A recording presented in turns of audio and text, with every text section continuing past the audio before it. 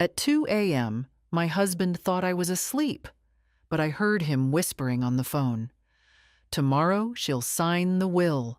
In a month, the problem will solve itself. What he was discussing with our daughter, and when I learned their entire plan, made me in the morning. Good day, dear listeners. It's Clara again. I'm glad you're here with me. Please like this video and listen to my story till the end, and let me know which city you're listening from. That way, I can see how far my story has traveled. I used to think that the worst thing that could happen to a woman my age was loneliness.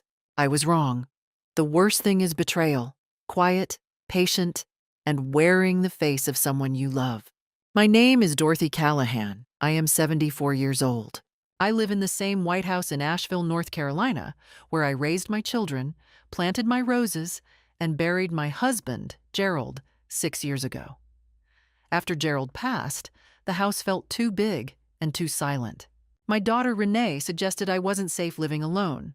My son-in-law, Martin, offered to help manage my finances. I thought they were being kind. I thought that was what family did.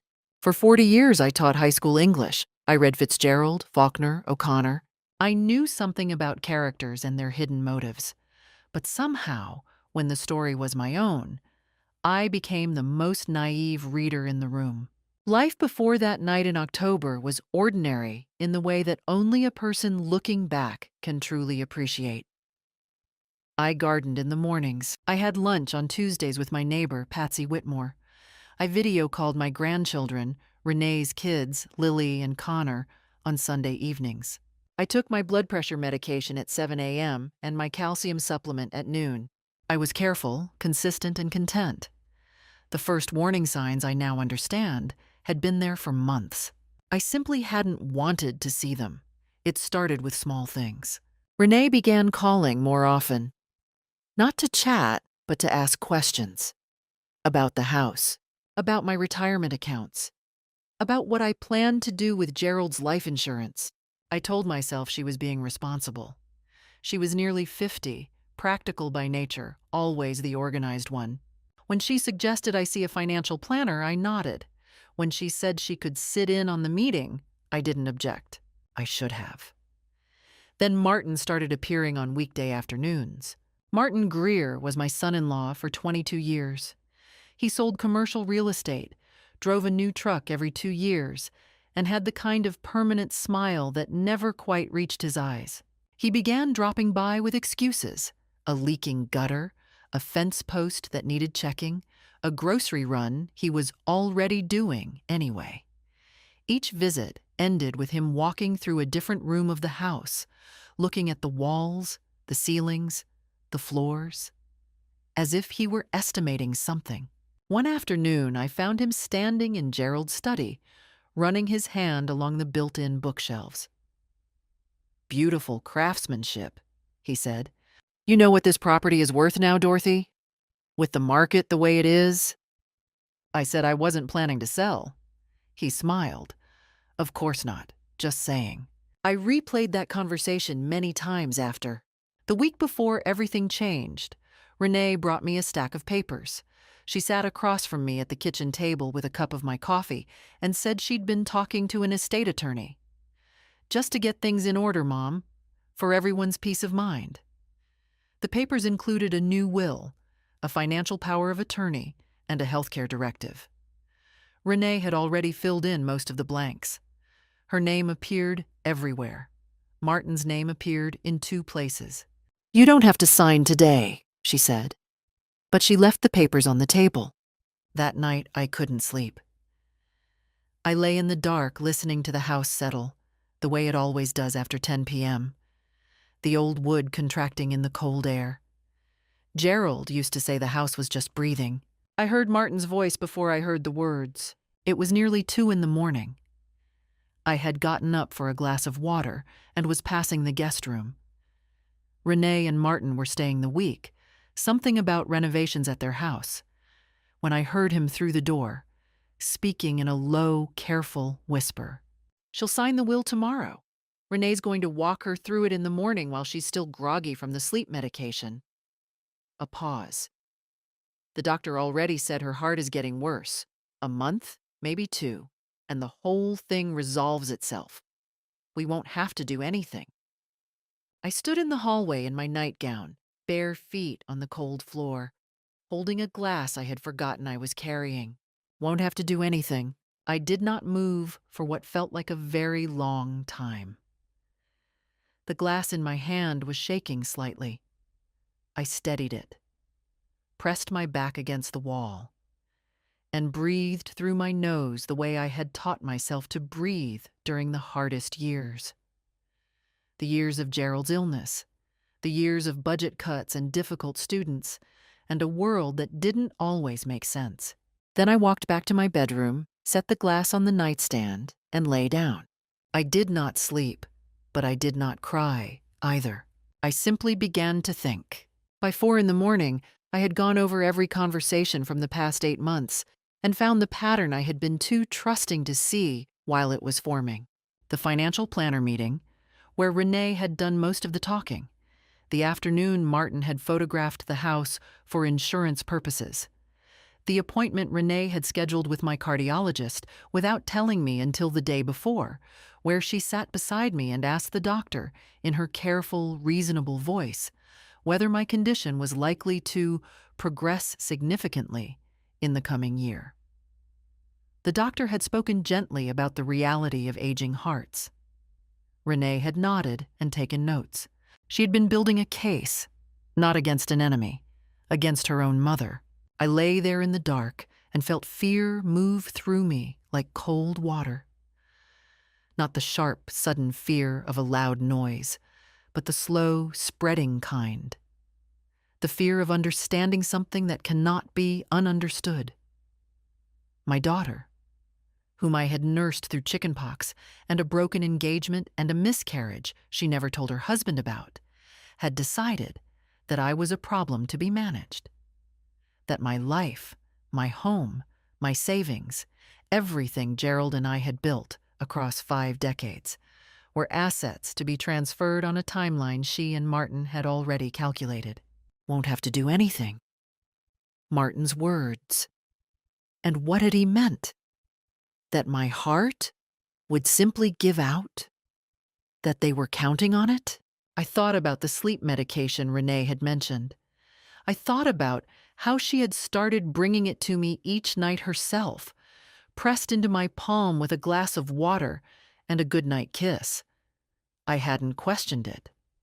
Why would I? I got up at 5:30. I did not take the pill she had left on my nightstand. I put on my robe and went to the kitchen and made coffee and sat at the table with Gerald's old legal pad and a pen. I was a woman who made lists. I had always made lists. It was how I processed the world, one line at a time until the shape of a problem became visible. What did I know for certain? Martin was on a phone call at 2 a.m., discussing my will and my death with someone. Renee had prepared legal documents naming herself as my primary beneficiary and power of attorney. I had been given sleep medication each night by my daughter without a clear explanation of the prescription. My cardiologist had been consulted about the timeline of my decline. What did I not yet know? Who Martin had been speaking to? Whether the documents Renee brought were legally valid as drafted? Whether the medication was what she said it was? Whether anyone else was involved? What could I do? I pressed the pen to the paper and wrote the first word. Attorney. Not Renee's estate attorney. My own. Someone she didn't know from a firm she had never heard of. I had met a woman at Patsy's book club 2 years ago, Frances Odom, a recently retired family law attorney who had moved to Asheville after 30 years in Charlotte. She had given me her card because we'd had a long conversation about Willa Cather. I still had the card in Gerald's old Rolodex on the desk in the study. The second word I wrote was doctor.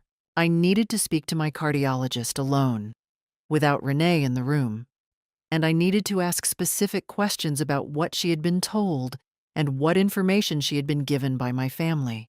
The third word, medication. I needed to know what I had been taking.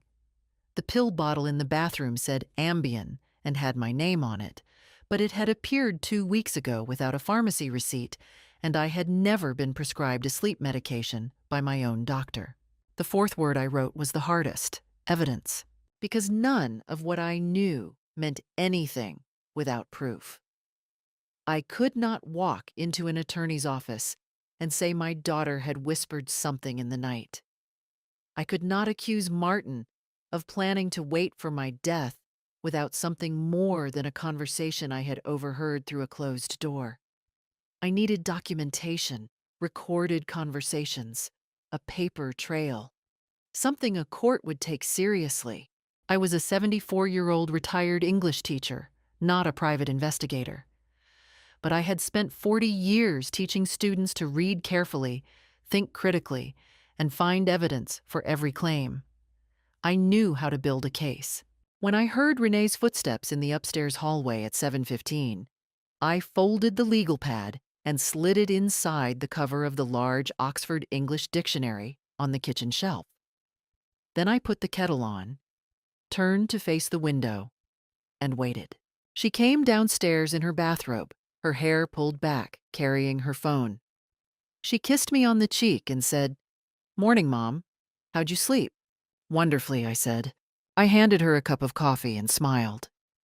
And I watched her face, the way I had once watched students who thought they'd gotten away with something, looking for the small, involuntary flicker of relief.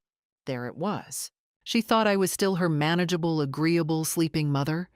She had no idea I had been awake for 5 hours, thinking clearly for the first time in months. That afternoon, while Renee took a nap and Martin drove to Home Depot, for reasons I no longer bothered to believe, I walked 3 blocks to Patsy's house and borrowed her phone. I called Frances Odom at 2:17 p.m. She answered on the 3rd ring.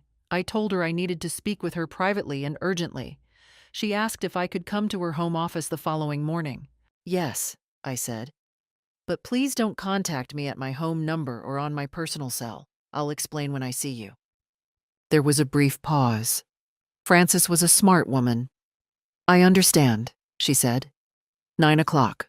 I walked back home through the autumn leaves, the bright orange and red of the Asheville Hills all around me, and I felt something shift inside my chest that had nothing to do with my heart condition. It was clarity, and beneath it, something older and harder. Resolve. Frances Odom's home office was in the back of a neat craftsman bungalow on Kimberly Avenue, behind a garden that was still holding its late autumn color. She was a trim woman in her mid-60s, with silver hair and the kind of deliberate stillness that comes from spending decades in courtrooms. She listened to everything I said without interrupting. When I finished, she set down her pen and looked at me for a moment. "Dorothy," she said, "what you're describing has a name. It's called undue influence, and in cases where financial documents are prepared by a family member who stands to benefit, combined with evidence of isolation and medication management, it rises to the level of elder financial abuse under North Carolina law." I had suspected as much, but hearing it spoken aloud in a lawyer's voice in the cool morning light made it real in a different way. Frances told me what I needed to do, in what order.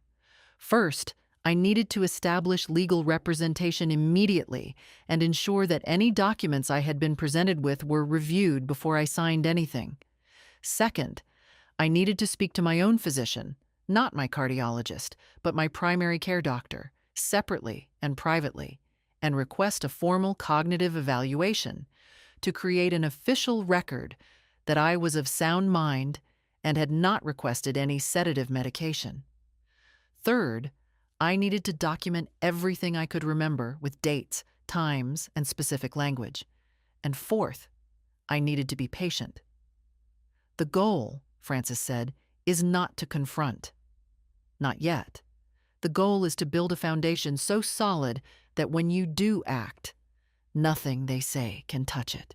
I walked out of that office with a signed representation agreement in my purse and a list of next steps written in Frances's clear, even handwriting. The morning felt different. Asheville in November has a particular quality of light, low and golden, coming through the bare branches at a long angle. I drove myself home and went inside and acted exactly as I always had. What I didn't know was that Renee had already noticed something. That evening, she mentioned casually that she'd seen Mrs. Whitmore while getting the mail. She said she saw you walking to her house yesterday? Renee's tone was light, but her eyes were watchful. I didn't know you two had plans. We don't always need plans, I said. She's my neighbor. Of course. A pause. You could have just used your cell, though, Mom. If you needed to make a call. I looked at her directly. I know that, sweetheart. She smiled and changed the subject. But I saw her send a text message when she thought I wasn't looking. 2 days later, I saw my primary care physician, Dr. Anita Reeves, at a routine appointment I had already had scheduled. I had called ahead and asked the receptionist to note that this visit was to be private. No family members in the examination room, and no information released to anyone without my written authorization. I also asked Dr. Reeves to run a complete blood panel. The results came back 4 days later. My blood showed trace amounts of a benzodiazepine compound, specifically a low dose of lorazepam. I had not been prescribed lorazepam. I had not, to my knowledge, ever taken it. I sat with that information for a full 24 hours before I called Frances. That's your proof, Frances said. Her voice was very calm. That's the point of no return.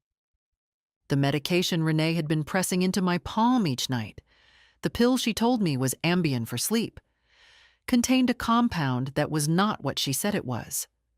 Lorazepam at low doses would not simply help me sleep. It would keep me compliant, slow, slightly confused, easy to manage, easy to guide toward a signature. Frances asked me to bring the pill bottle to her office. I brought it the following morning. She photographed it, documented the label, and sent it to a pharmacist she trusted for independent analysis. She also contacted an elder law specialist colleague at a firm in Charlotte who had handled similar cases. The case now had a second professional supporting it. It had medical evidence, it had legal representation, and it had, for the first time, the shape of something that could win. That same afternoon, Martin knocked on the study door where I was reading and sat down across from me with the relaxed confidence of a man who believed he was still in control of the situation. He asked if I had thought any more about the documents Renee had left. I'm still looking them over, I said. There's no rush, he said. But the attorney did say that having things formalized sooner rather than later gives you more control, not less. It protects you, Dorothy. He said it warmly, generously, as though he were doing me a favor. I nodded and thanked him. I watched him leave the room, and I thought, you have no idea that the pharmacist's report will be ready by Friday. You have no idea that Frances Odom is already on the phone with the Charlotte firm. You have no idea that this house, this chair, this quiet room is no longer your plan. It is mine. I turned back to my book. My hands were steady. By the second week of November, the plan had 4 concrete elements. Frances had advised patience, but she had also said that the window to act was not indefinite.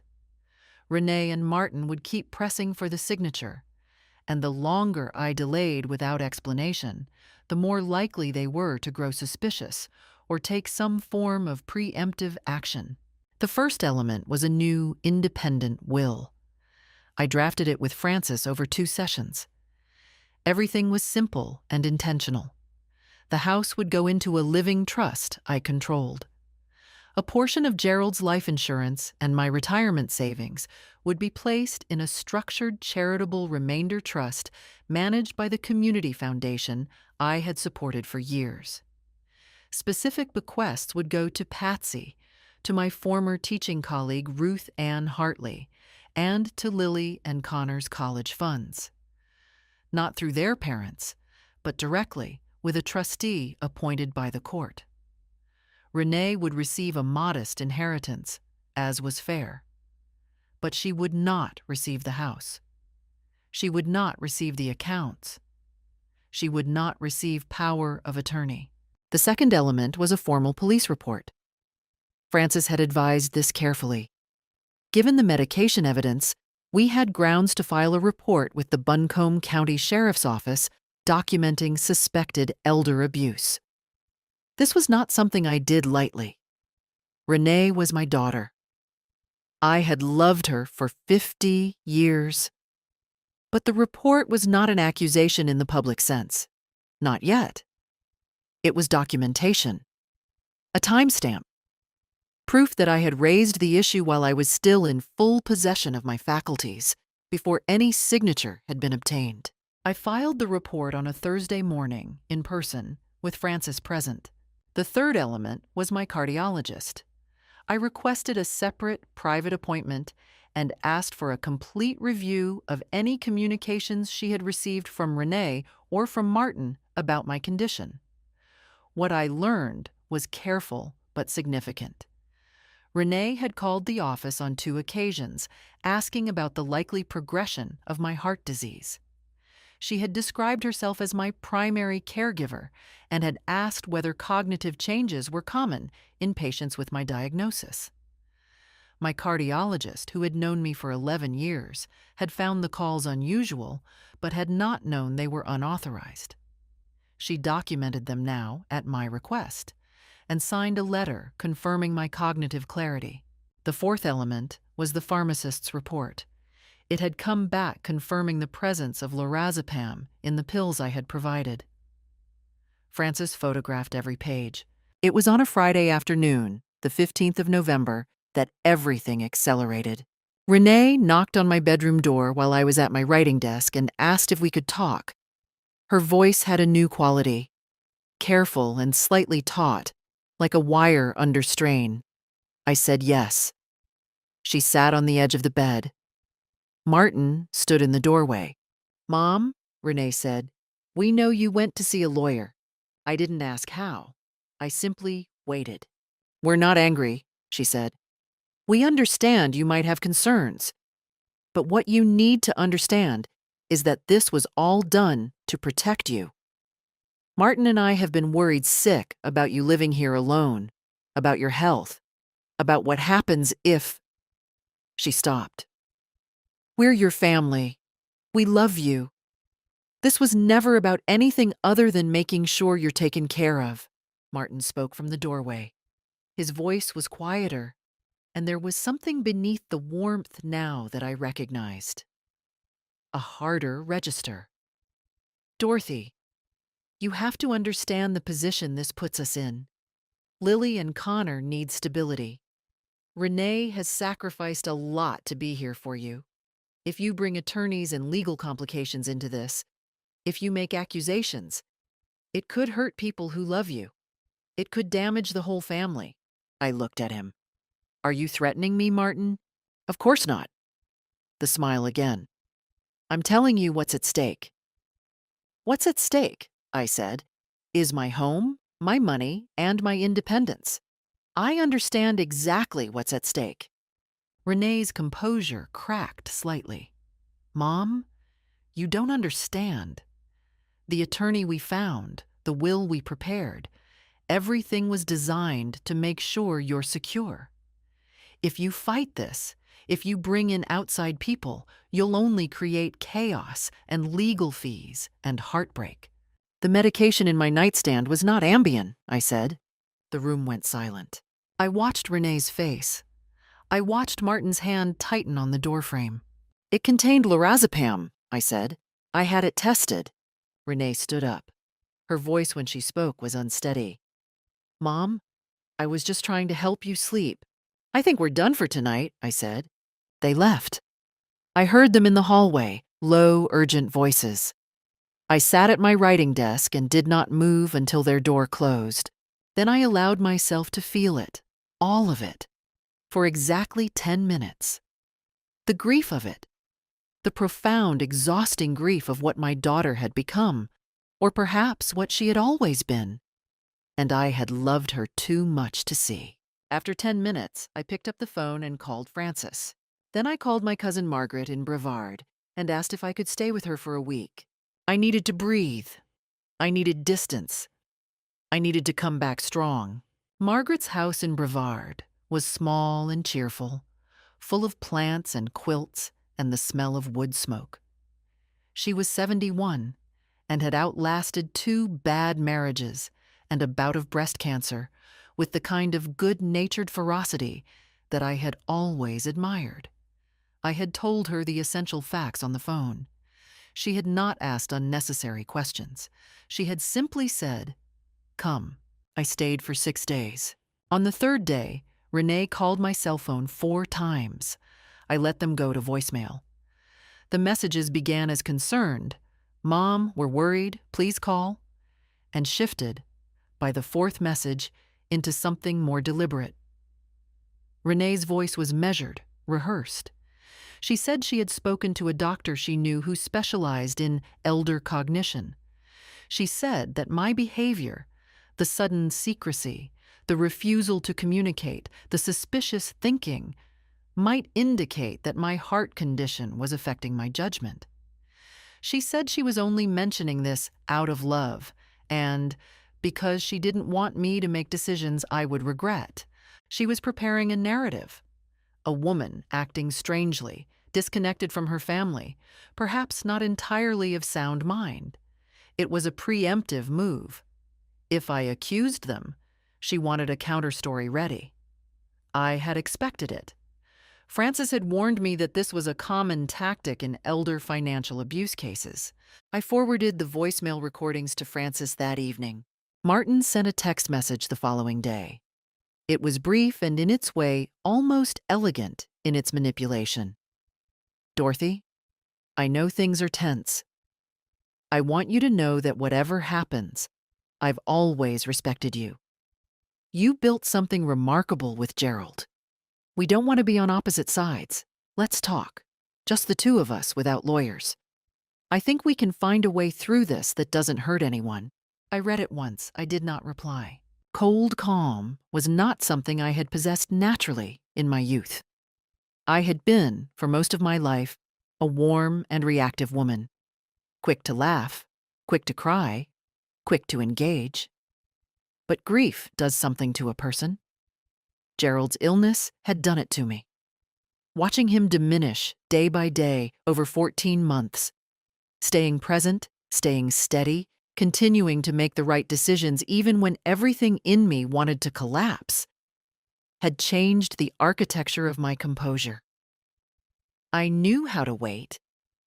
I knew how to hold.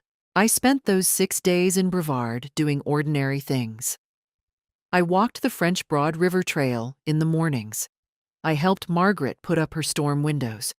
I cooked a pot of chicken and dumplings that lasted 3 days. I read. I slept without medication and woke up feeling, for the first time in months, like myself. Frances called on Wednesday with an update. The pharmacist's written report had been received. The sheriff's department had assigned a detective named Howell to the case. Frances had made contact with a senior investigator at North Carolina's Adult Protective Services. "The structure is solid now," she said. "We're ready to move when you are." I also called Ruth Ann Hartley, my old colleague from the high school, who had become a fierce advocate for senior citizens after her own mother was victimized by a financial scammer 10 years earlier. Ruth Ann drove up from Hendersonville, and we sat at Margaret's kitchen table for 3 hours. She brought me into contact with a support network she had helped organize. A group of women in western North Carolina, many of them widows, who had experienced similar attempts by family members or caregivers. They met informally, twice a month. Several had taken legal action. Several had won. I joined the group. On my last evening in Brevard, Margaret and I sat on her porch with cups of tea as the mountains went dark and the first stars appeared. She said, You know, the hardest part isn't the legal fight. No, I said. The hardest part is not hating her. Margaret looked at the stars. You can love someone completely and still refuse to let them destroy you. I thought about that for a long time. The next morning, I drove back to Asheville. I parked in my own driveway, unlocked my own front door, walked into my own house. The papers Renee had left on the kitchen table were still there. I picked them up, carried them to my study, and placed them in the folder Frances had labeled Exhibit A. I made coffee. I watered my plants. I sat in Gerald's chair by the window and watched the street. They would come again, I was sure of that. I was ready. They came on a Saturday, 2 weeks after I returned from Brevard. Renee arrived first, alone, at 10 in the morning. She knocked instead of using her key. That was new. She was dressed quietly, no jewelry, no makeup to speak of. She was carrying a tin of the lemon shortbread she knew I loved, the kind she only baked when she wanted something. I let her in. I put the kettle on. We sat at the kitchen table. She began by apologizing. She was very good at it. The apology was layered. Sorrow for making me feel pressured. Acknowledgement that the documents had come too quickly. Regret that I had felt managed. She reached across the table and took my hand. Her eyes were wet. Mom, I'm scared. That's all this ever was. I'm scared of losing you like we lost Dad, and I overstepped, and I'm so sorry. I listened. I kept my face soft. I knew every word was a performance, but I also understood that beneath the performance there was perhaps a thread of something real. A daughter who did, in some partial and distorted way, love her mother. That was the most painful part. It was not purely monstrous. It was human. And it had still come within days of destroying me. I looked around my kitchen. The windowsill with Gerald's old coffee mug I still kept there. The calendar with my handwriting marking Tuesday lunches. The hook by the door where my garden gloves hung. Everything ordinary. Everything mine. And across the table, my daughter, performing grief over a mother she had already begun to bury in her plans. I forgive you, I said, because I meant it, though not in the way she intended me to mean it. Relief moved across her face. She squeezed my hand. Then she said, I'd love it if we could just sit down with the new attorney, someone neutral, someone you've never met, and go over everything together. Not my draft, a fresh one. Clean slate. Just to make sure you're protected. That's all I'm asking. There it was. The neutral attorney. The clean slate. The process she could control by being in the room. I have my own attorney now, I said pleasantly. Frances Odom. She's handling everything. Renee withdrew her hand slowly. Mom, Frances is someone you found through a neighbor. You don't know her background, her experience with estates. She was a family law attorney in Charlotte for 30 years, I said. I'm very comfortable with her. A pause. Martin would like to see you. He's welcome to come inside. Martin came in from wherever he had been waiting. The car, I assumed. He was dressed in his good jacket. He sat down and, for a moment, looked almost genuinely uncomfortable. Then the performance settled over him again. Dorothy, he said, I want to say something man to man, woman to man. He paused at the phrase, acknowledged the awkwardness with a small smile. You've hired an attorney. You've been talking to people about things that are private family matters. I understand you're upset, but what you may not fully understand is the legal exposure you're creating for yourself. I beg your pardon, I said, making accusations of elder abuse. He said it calmly as though explaining a technical term, against family members, without evidence that can actually hold up. Those kinds of claims can be very damaging to everyone, including the person making them. Courts don't look kindly on elderly individuals who make claims they can't substantiate. It puts your own judgment into question. He held my gaze. It was meant to frighten me. It was, I had to admit, somewhat effective. A cold, prickling fear moved through me. Not of him exactly, but of the machinery he was invoking. Legal systems. Courts. The humiliation of being portrayed as a confused old woman who had accused her family out of paranoia. I thought of my students, the ones who had faced a difficult passage in a novel and wanted to skip ahead to find the easier version of the story. I had always told them, stay in the hard part. The hard part is where you learn what the author actually meant. I appreciate your concern, I said. We're not your enemies, Dorothy. We're trying to protect you. From what? I asked. He blinked. You keep saying you're protecting me, I said. Protecting me from what, exactly? From my own attorney? From my own doctor? From deciding for myself what happens to my house? He recalibrated. From making decisions under stress that you might regret. Martin, I said, I'm a 74-year-old retired teacher who has been running my own life for over half a century. I believe I'm capable of deciding what I might regret. He looked at Renee. Something passed between them. A quick, involuntary exchange, the kind that happens between people who have rehearsed a scene and suddenly found themselves off script. Renee looked down at her hands. Martin's jaw tightened almost imperceptibly. We'll give you more time, Renee said at last. Her voice had gone flat, the performance stripped away entirely now. But Mom, I want you to know that if this becomes adversarial, if lawyers start sending letters and investigators start asking questions, it will tear this family apart. And that's on you, not us. You. She stood. Martin stood. Neither of them touched me on the way out. The tin of lemon shortbread sat unopened on the table. I noticed as Martin passed the kitchen doorway that his eyes moved once, quickly, automatically, across the room, the way they always did. Cataloging. Estimating. Even now, even in retreat. They left. I heard the car pull out of the driveway. I sat at the kitchen table for a long time. The fear was still there, cold and real. The fear of consequences, of damage, of a public fight with my own daughter. I felt its full weight, and I did not try to push it away. I had learned that fear ignored has a way of returning larger. And then I thought of Martin's hand on the doorframe, the night I told them about the lorazepam. I thought of the voicemail, the neutral attorney, the implication that I was too old to be trusted with my own affairs.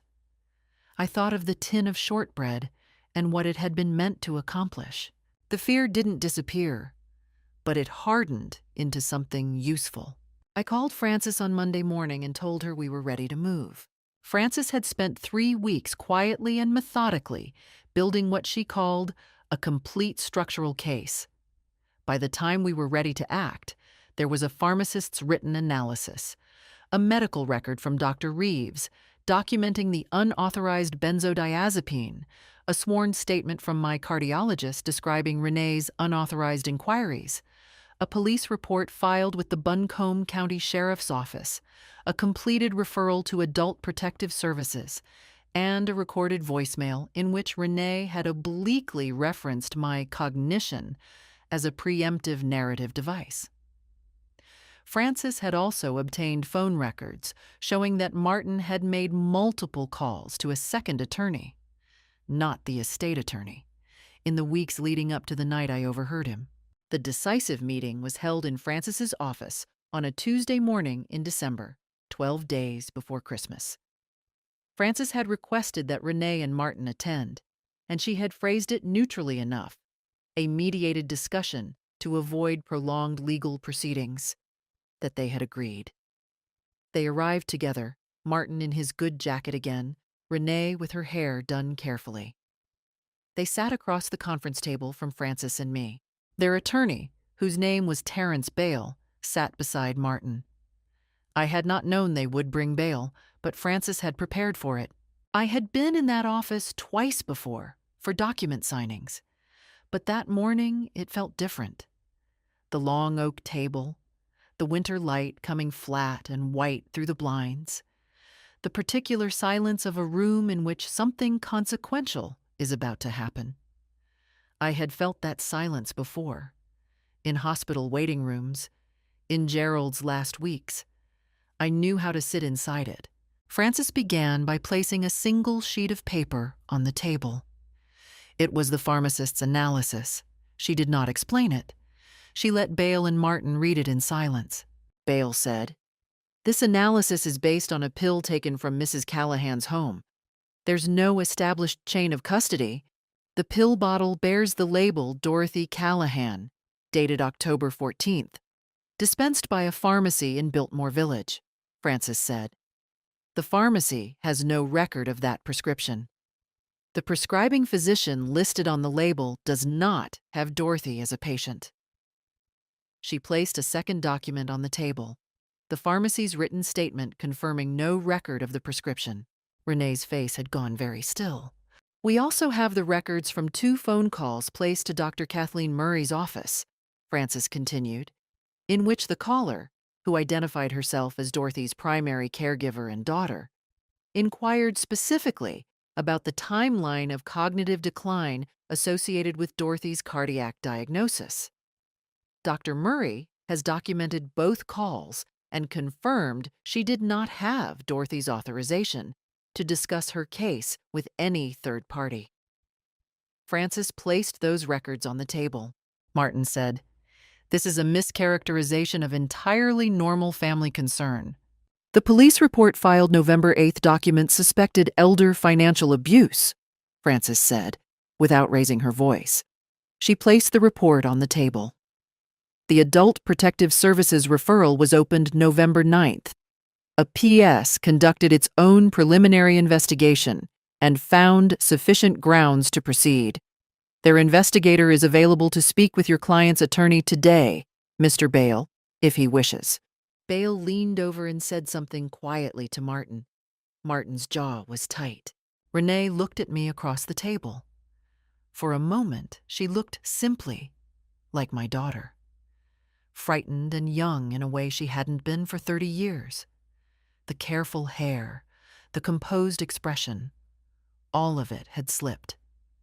Beneath it was something rawer, something I recognized from a very long time ago. The face she used to make as a child when she had been caught in a lie and knew that I knew. I had always found it easier then to forgive her. That was the trap I had spent 50 years inside. "Mom," she said, and her voice broke slightly. "Mom, I know what you did," I said. I kept my voice even. "I know what the medication was. I know what Martin said on the phone the night of October 7th. I know what the documents were designed to accomplish. I am not confused, Renee. I was never confused." Martin said, "We can resolve this privately. There is no need for APS, no need for any of this to go further. If Dorothy is feeling pressured, we can simply withdraw the documents, and—" "The documents were withdrawn 3 weeks ago," Frances said. "Dorothy signed a new, independent will and living trust on November 22nd, witnessed by 2 independent parties and filed with the county. Additionally, a report of the medication incident has been forwarded to the North Carolina Medical Board, as the prescription label names a physician who may have been complicit. And as of this morning, we have filed a formal complaint with the state bar regarding the estate attorney who drafted the original documents. Given the clear evidence that the documents were designed to benefit the drafting party's clients at the expense of an elderly client they did not represent." Bale said nothing. He was, I noticed, writing quickly. His pen had not stopped moving since Frances placed the third document on the table. Whatever he had been told to expect when he walked into this room, it had not been this. Martin turned to me. The warmth was entirely gone. His face, without the performance, was something I had never quite seen before. Not angry, exactly, but stripped, exposed. The face of a man who had believed he was smarter than the situation and had just discovered he was not. His voice was quiet and flat. "You have no idea what you've started, Dorothy." "I have a complete idea," I said. "That's the difference between us." Renee put her face in her hands. The meeting ended shortly afterward. Bale requested a recess to consult with his client. Frances granted it. In the hallway, while we waited, she put her hand briefly on my shoulder and said, "You did very well." I nodded.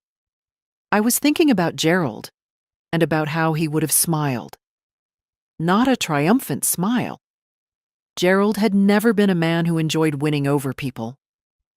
But the particular smile he reserved for moments when something difficult had been done with integrity, the smile that said, "This is how it was supposed to go." The months that followed were not without their difficulties. Legal processes are slow and imperfect, and justice, when it comes, rarely arrives the way it does in the stories we were told as children. Suddenly, dramatically, with clear sides and unambiguous outcomes. But it came. The Adult Protective Services investigation concluded in January with a formal finding of financial exploitation and medication misuse. The finding was entered into the state registry. It would follow Renee and Martin in any future proceedings involving vulnerable adults. The criminal matter moved more slowly. The Buncombe County Sheriff assigned Detective Howell to the case in November, and by February he had assembled enough evidence, including the pharmacy records, the medical documentation, and phone records obtained through a warrant, to refer the case to the district attorney's office for consideration of charges. In March, the DA filed charges against Martin Greer for elder financial exploitation under North Carolina General Statute 14-112.2. The charge was a Class F felony. Renee was not charged criminally. There was insufficient direct evidence that she had knowingly provided a controlled substance with intent to harm. The medication case was circumstantial enough that the DA declined to prosecute it as a criminal matter. But she was named as a respondent in the APS civil finding, and Frances filed a civil suit on my behalf seeking damages for financial manipulation, emotional distress, and costs associated with the legal proceedings. In April, Martin's attorney reached out to Frances to discuss a settlement. Martin did not want a trial. A trial meant testimony, and testimony meant the recorded phone conversations, the pharmacy records, the cardiologist's documentation, all of it read aloud in a courtroom where journalists and neighbors and anyone else who cared to attend could hear it. I thought of all the Saturday afternoons Martin had stood in my driveway, talking to neighbors about their property values, the easy authority in his voice, the way people deferred to him. A courtroom would cost him that. The settlement offer was, in its way, an admission of how much that cost him. Frances presented me with the settlement offer and explained my options. I took 24 hours to think about it. "I want accountability," I told Frances, "not money." "Then we don't settle," she said. We didn't settle. The trial was held in June. It was 4 days. I testified for 2 hours on the second day. I wore Gerald's pearls and the gray wool suit I had worn to the most important meetings of my life, and I answered every question in a clear voice. The prosecutor was a young woman named Diaz, who had a precise, unhurried manner I found reassuring. She asked me to describe, in my own words, the night of October 7th. I described it. I described the hallway, the cold floor under my bare feet, the glass of water in my hand, Martin's voice through the door. I described what I felt. I described what I decided. I did not cry. I had decided some weeks earlier that I would not give them my tears. Not in a courtroom, not in a newspaper, not in any record that would outlast the moment.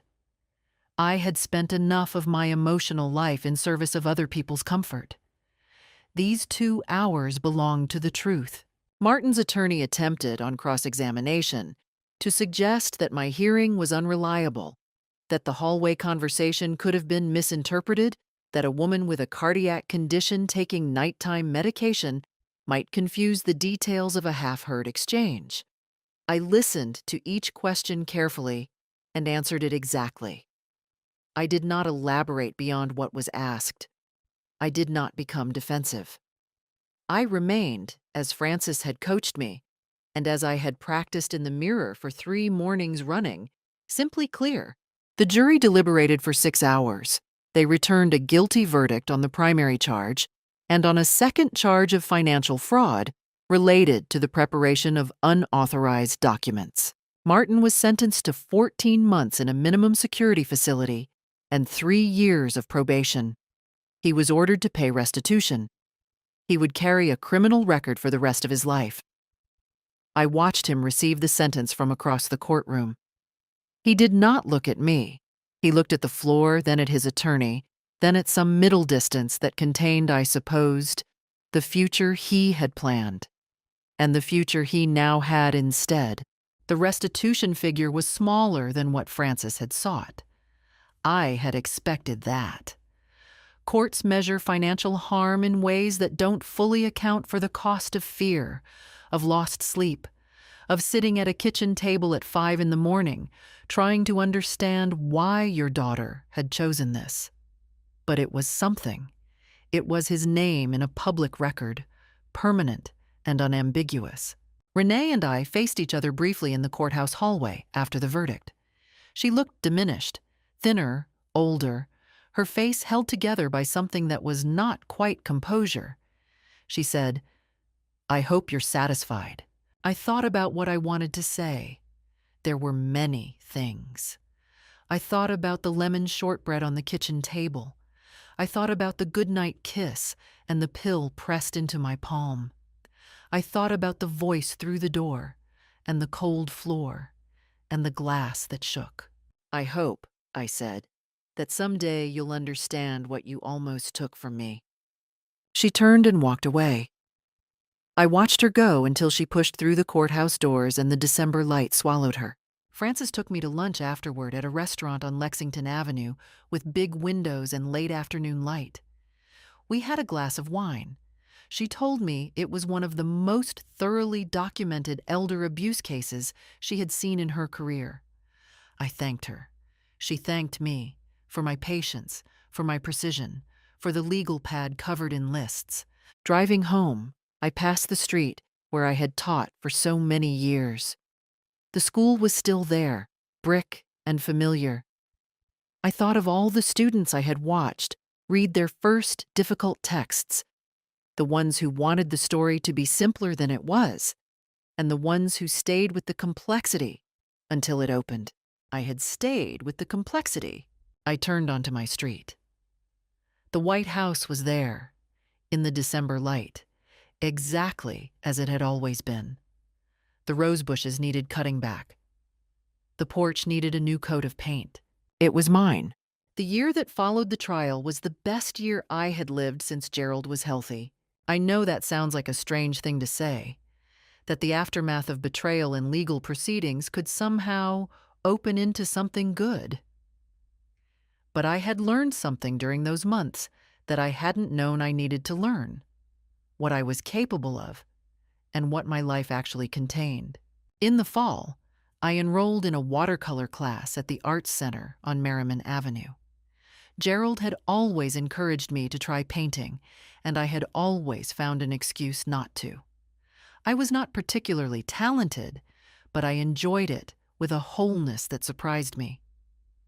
I painted the mountains in October, the rose garden in May, and Gerald's reading chair in the afternoon light 3 times until I got the shadow right. Patsy and I established a proper Tuesday lunch that we rarely missed. We added Ruth Ann Hartley on the 3rd Tuesday of every month. The 3 of us ate well and talked about books and local politics, and the small indignities and unexpected pleasures of being women of a certain age in a world that persistently underestimated us.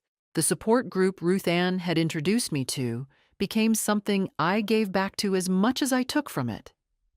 By spring, I was helping newer members navigate the early stages of what they were facing. The fear, the grief of discovering that someone you loved had been calculating behind your kind eyes. I kept the house. I planted climbing roses along the back fence, deep pink, a variety Gerald had mentioned once and never gotten around to. I had the porch repainted white and bought a new armchair in forest green for the study. Lily and Connor's college funds received their bequests on schedule. I wrote them each a letter explaining in age-appropriate terms that I loved them. Lily, 16 and already paying close attention to the world, wrote me back a letter that made me press my hand over my heart for a long moment. Renee and Martin's life came apart in the year following the verdict with the quiet thoroughness of a structure whose foundations had always been weaker than they appeared. Martin served 9 months before early release. The criminal record cost him his commercial real estate license. He appealed. The appeal failed. He found work eventually in property management. I didn't see him again. Renee moved to Charlotte. I heard through Patsy that she had struggled with Martin's legal situation, the financial stress, with whatever version of herself she had to live with now that everything had failed so completely. I had decided not to wonder about her remorse. It was not cruelty. It was self-preservation. I had given 50 years of love to my daughter, and she had nearly used it to destroy me. There was a boundary I needed to maintain, not out of hatred, but out of respect for my own survival. I used part of the civil settlement to establish a scholarship at my former high school, the Gerald and Dorothy Callahan Award for Critical Thinking. The first recipient was a girl named Maya, who was exceptionally good at reading difficult texts and finding the truth in them. I attended the ceremony in the spring, watching Maya accept her certificate with a composure that seemed slightly too old for her 17 years. She reminded me of myself. On the drive home, I stopped at the overlook above the city, window down in the warm May air, looking at the mountains, green now, fully in leaf, enormous and unhurried. 74 years old, I thought. Still here, still mine.